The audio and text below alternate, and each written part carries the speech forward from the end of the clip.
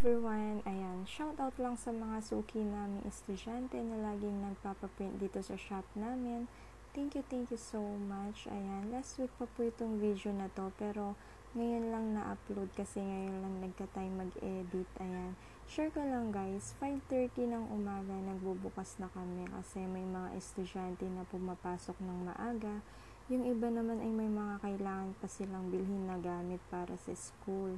At yung iba naman ay may kailangan silang ipaprint na project nila. Kaya kung mapapansin nyo, ako yung nasa labas, nagtitinda ng school supplies habang yung asawa ko naman yung nagpiprint sa loob. So, dito sa printing business guys, kailangan lang natin lagi ang mahabang pasensya kasi may mga iba na nag-rush ganyan.